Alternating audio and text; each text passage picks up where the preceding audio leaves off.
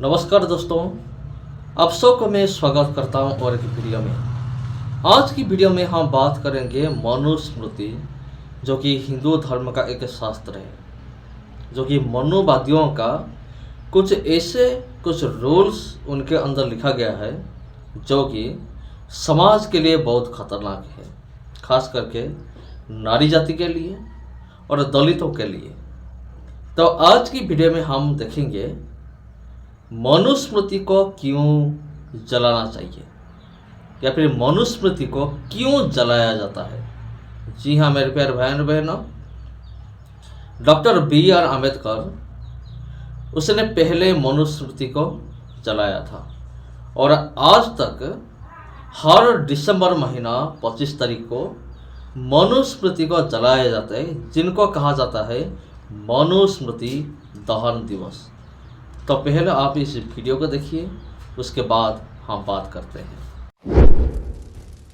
हिंदुओं की पवित्र किताब मनुस्मृति में शूद्रों यानी ओबीसी जातियों के बारे में कितनी घटिया बातें लिखी हैं, जिन्हें जानकर आपका खून खोल जाएगा। मनु कहता है कि इस दुनिया में ब्राह्मण सबसे श्रेष्ठ है और शूद्र यानी ओबीसी सबसे घटिया है। मनु का विधान कहता है कि ब्राह्मण शूद्रों को गुलाम बना सकता है। एक ब्राह्मण किसी शूद्र को, चाहे वो खरीदा हुआ हो या ना खरीदा गया हो, नौकर का काम करने के लिए मजबूर कर सकता है, क्योंकि विधाता ने उसे ब्राह्मण का गुलाम बनने के लिए ही बनाया है। यानी मनुस्मृति कहती है कि जितनी भी वंचित जातियां हैं, उनका जन्म ही ब्राह्मणों और कथित उच्च वर्णों की सेवा करने के लिए हुआ है। मनुस्मृति में ब्राह्मणों को सारे अधिकार हैं, जबकि शूद्रों को कोई हक अधिकार नहीं है। मनु तो ये तक कहता है कि अगर कोई शूद्र किसी ब्राह्मण या द्विज व्यक्ति को गाली दे दे तो उसकी जीभ को काट देना चाहिए। वो इस तरह की बातें अपने इस मनुस्मृति में लिखता है।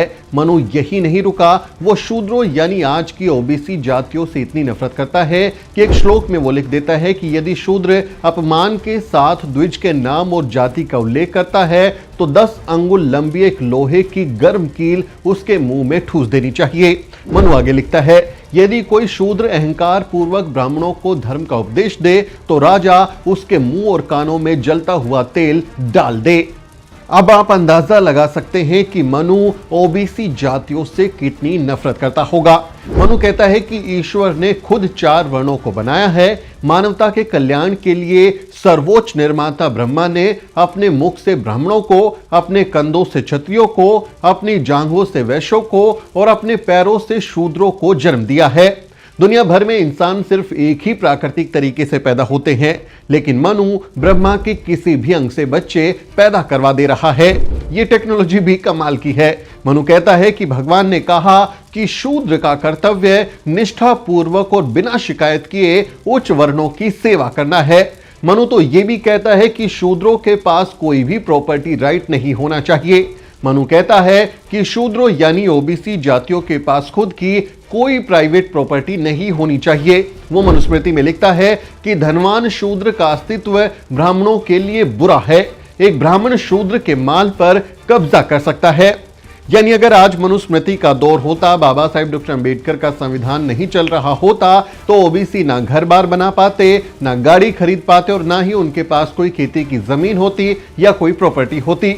मनु यही नहीं रुका, वो ये भी कहता है कि शूद्रों के नाम ऐसे होने चाहिए जिससे दास्ता यानी गुलामी का भाव आए। इस बारे में मनु कहता है, ब्राह्मण के नाम का पहला भाग शुभता को दर्शाने वाला होना चाहिए। क्षत्रिय का शक्ति से संबंधित, वैश्य का धन से जुड़ा हुआ, लेकिन शूद्र का नाम तुच्छता को प्रकट करने वाला होना चाहिए। ब्राह्मण के नाम का दूसरा भाग ऐसा शब्द होना चाहिए जो सुख को दर्शाए। क्षत्रिय का ऐसा शब्द जो रक्षा को प्रकट करे, वैश्य का ऐसा शब्द हो जो समृद्धि को व्यक्त करे और शूद्र का ऐसा शब्द हो जो सेवा को दर्शाए।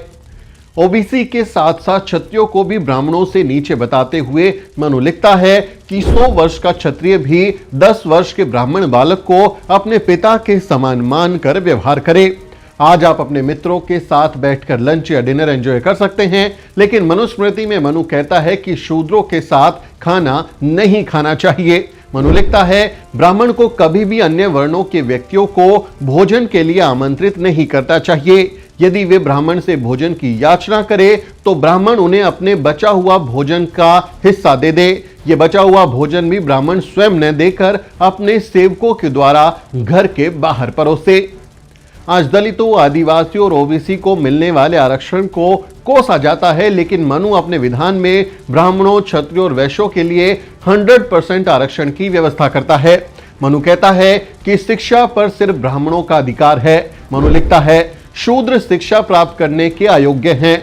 ऊंची जातियों को शूद्र को शिक्षा देने या सलाह देने का अधिकार नहीं है। शूद्रों को कानून और नियम जानने की आवश्यकता नहीं है, इसलिए उन्हें सिखाना अनिवार्य नहीं है। इसका उल्लंघन करने वाले व्यक्ति को अमृत नरक में जाना होगा। यानी अगर कोई व्यक्ति पढ़ता लिखता है या उसको कोई पढ़ाता लिखा है तो उसे नरक में जाना होगा। आगे मनु लिखता है कि जो व्यक्ति शूद्र छात्रों को शिक्षा देता है या जिसका शिक्षक शूद्र होता है वो श्राद्ध में बुलाए जाने के अयोग्य हो जाता है, यानी उसको श्राद्ध में नहीं बुलाया जा सकता। मनु ऐसा इसलिए लिखता है कि कोई भूले से भी शूद्रों को शिक्षा ना दे पाए और डर जाए कि अगर वो शिक्षा देगा, पढ़ाएगा, लिखाएगा तो उसे नरक में जाना पड़ेगा। आज आपको बहुत से दलित पिछड़े बाबाओं के डेरे में जाते दिखाई देंगे, धार्मिक कर्मकांड करते दिखाई देंगे, लेकिन मनु कहता है कि शूद्रों को धर्म कर्म करने का कोई अधिकार नहीं है। मनु कहता है शूद्रों की उपस्थिति में वेदों का पाठ कभी नहीं करना चाहिए। आज कोई भी SC ST या OBC CM PM और राष्ट्रपति तक बन सकता है, लेकिन मनु शूद्रों को राजा बनने लायक नहीं मानता। मनु तो ये तक कह देता है कि जिस राज्य का राजा शूद्र है वहां रहना ही नहीं चाहिए। ऐसा कोई भी देश जहां ब्राह्मण नहीं हो या जहां ब्राह्मण खुश ना हो, वो देश बर्बाद और नष्ट हो जाएगा। यानी हर किसी का बस एक ही काम है, ब्राह्मणों को खुश रखना। सवर्ण इस मक्कारी को छुपाने के लिए अक्सर कहते हैं कि पुराने समय में वर्ण व्यवस्था जन्म पर नहीं बल्कि कर्म पर आधारित थी, लेकिन मनुस्मृति में साफ साफ लिखा है कि ब्राह्मण चाहे कितना भी अज्ञानी क्यों ना हो, वो जज बन सकता है, उसकी पूजा हो सकती है, वो पूजनीय है। मनु लिखता है कि ब्राह्मण जो केवल जन्म से ब्राह्मण हो और जिसने वेदों का अध्ययन या वेदों द्वारा निर्दिष्ट अन्य कोई कृत्य न किया हो, राजा की इच्छा पर कानून की व्याख्या कर सकता है, अर्थात न्यायाधीश की भूमिका निभा सकता है। लेकिन किसी भी स्थिति में शूद्र चाहे वो कितना भी शिक्षित क्यों ना हो, न्यायाधीश नहीं बन सकता। मनु राजाओं को डराने के लिए कहता है कि अगर आपने शूद्रों को कोई बड़ा पद दिया तो आपके राज्य का नाश हो जाएगा। मनु लिखता है वो राज्य जिसका शासक इस बात को देखता रहे कि एक शूद्र कानून का निपटारा कर रहा है, उस राज्य का पतन उसी प्रकार होगा जैसे कीचड़ में फंसी गाय का होता है। मनु शूद्रों के लिए जन्म के आधार पर गुलाम बनाए जाने की बात करता है। मनु लिखता है कि कोई भी ब्राह्मण जो किसी अन्य ब्राह्मण को गुलाम बनाता है या बनाने की कोशिश करता है, उसे कम से कम 600 पन का दंड दिया जाएगा। लेकिन ब्राह्मण शूद्र को बिना किसी पारिश्रमिक के अपनी सेवा करने का आदेश दे सकता है, क्योंकि शूद्र को ब्रह्मा ने ब्राह्मणों की सेवा के लिए ही बनाया है। यहां तक कि यदि एक ब्राह्मण शूद्र को गुलामी से मुक्त कर दे तब भी वो शूद्र गुलाम ही बना रहेगा, क्योंकि उसका सृजन गुलामी के लिए ही किया गया है। उसे कोई भी व्यक्ति पूरी तरह से मुक्त करने का अधिकार नहीं रखता। मनु किसी शूद्र पुरुष द्वारा कथित ऊंची जाति की महिला के साथ सेक्स करने पर सख्त सजा का प्रावधान करता है। मनु लिखता है कि यदि कोई शूद्र ऊंची जाति की किसी महिला के साथ संबंध बनाता है तो उसका लिंग काट देना चाहिए। अब आप अंदाजा लगा लीजिए कि मनु को शूद्रों से कितनी नफरत रही होगी। मनु यहीं पर नहीं रुका, आगे वो लिखता है कि शूद्रों को अगर स्वर्ग पाना है तो उसे ब्राह्मणों की आजीवन सेवा करनी होगी। वो लिखता है यदि कोई शूद्र केवल अपना पेट भरना चाहता है तो वो वैश्य की सेवा कर सकता है। यदि वो स्थायी आजीविका चाहता है तो वो क्षत्रिय की सेवा कर सकता है।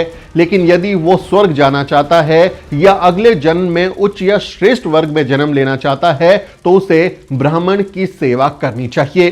शूद्र का सबसे पवित्र कर्तव्य ब्राह्मणों की सेवा करना है और हमेशा ब्राह्मण शब्द को अत्यंत भक्ति के साथ उच्चारण करना है। ऐसा शूद्र मोक्ष प्राप्त करेगा, अन्यथा वो सबसे बुरी मौत मरेगा और सबसे भयानक नरक में जाएगा।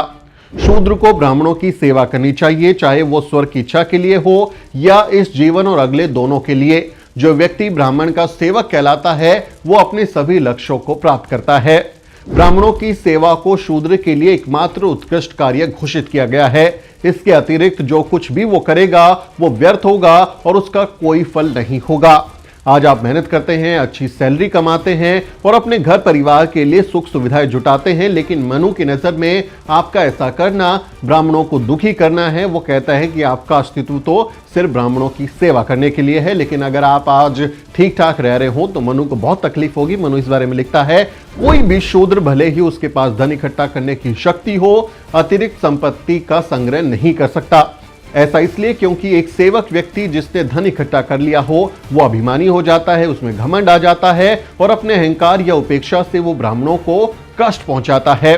इंसान को जन्म के आधार पर 4 वर्णों में बांटने वाले मनु को कुछ हिंदू पूजनीय मानते हैं, जबकि उसी मनु ने शूद्र यानी आज की ओबीसी जातियों के बारे में इतनी घटिया बातें लिखी हैं कि उन्हें पढ़कर आपका खून खुल जाएगा। सिर्फ शूद्रों के लिए ही नहीं बल्कि महिलाओं के लिए भी मनुस्मृति में बहुत ही घटिया बातें लिखी हैं और उन्हें पुरुषों का गुलाम बताया गया है। इसीलिए 25 दिसंबर 1927 को भारतीय संविधान के निर्माता बाबा साहेब डॉक्टर अंबेडकर ने मनुस्मृति को सार्वजनिक तौर पर जलाया था। ऐसी नफरती किताब को आज भी हर साल जलाया जाता है। उम्मीद है कि आपको मनुस्मृति की सच्चाई पता चली होगी और आप भी इस घटिया किताब को नकार देंगे। जो लोग बहुत खुश होते हैं कि मनुस्मृति धार्मिक ग्रंथ है, बहुत अच्छी किताब है, उनको ये वीडियो भेजिए और उनको हम उम्मीद करते हैं कि ये देखने के बाद उनका भी नजरिया बदल जाएगा। आपको ये जानकारी कैसी लगी कमेंट में जरूर लिखें। आपसे अपील है कि वीडियो को शेयर करें और द न्यूज़ वीक को सब्सक्राइब करना ना भूलें। वीडियो के अंत में आपसे एक छोटी सी अपील। तो मेरे प्यारे भाई और बहनों, आपने ये वीडियो आपने देख लिया और आपका क्या राय है कमेंट करके ज़रूर बताइए। अगर वीडियो अच्छा लगा तो वीडियो को ज़रूर शेयर कीजिए। नमस्कार।